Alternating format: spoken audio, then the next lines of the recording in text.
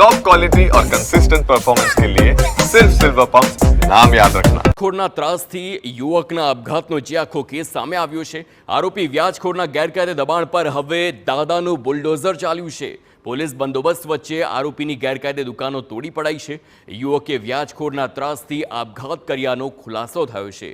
યુવકે વ્યાજખોર પાસે જુગાર રમવા 80,000 રૂપિયા લીધા હતા।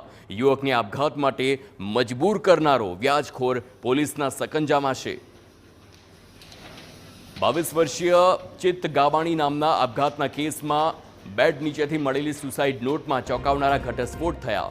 જર્મની જવાના 10 લાખ હારવા સાથે વધુ 10 લાખનું દેવું અને જુગાર રમવા માટે લીધેલા 80,000 સામે અજય શિરોયાએ 2 લાખની પઠાણી ઉઘરાણી શરૂ કરી હતી, જેથી યુવક આપઘાત માટે મજબૂર બન્યો। પોલીસે આ મામલે અજય મહાકાલની ધરપકડ કરી હતી।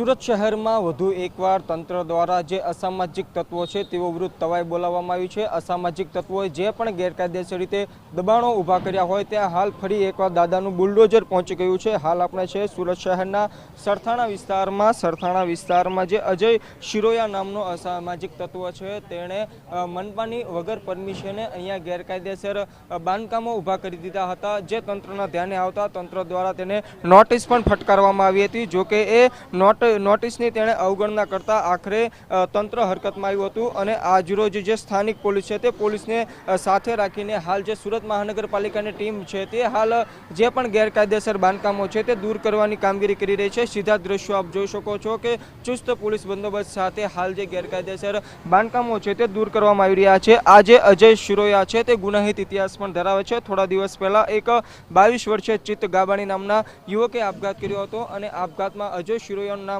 ખુલ્યું હતું। તેણે જે વ્યાજની છે તેની પઠાણી ઉઘરાણી કરી હતી, જેના ત્રાસથી આપઘાત કર્યા હોવાનું સામે આવ્યું। ત્યારે આપણી સાથે પીઆઈ કુલદીપ ચાવડા છે। સાહેબ, કઈ રીતનું દબાણ હટાવવાની કામગીરી ચાલી રહી છે?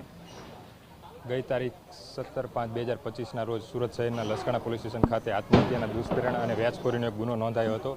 જે ગુનાની તપાસ દરમિયાન આરોપી અજય રમેશભાઈ શિરોયા હતો એની લસકાણા પોલીસ સ્ટેશન દ્વારા ધરપકડ કરવામાં આવી હતી અને તપાસ દરમિયાન જાણવા મળ્યું હતું કે આરોપીનો જે ગેરકાયદેસર બાંધકામ છે હવેલી પાનનો ગલ્લો છે સુરતના સરથાણા વિસ્તારના વીટીનગર સર્કલ પાસે છે અને ત્યાં પાછળ ઘોડાનો તબેલો બનાવ્યો છે।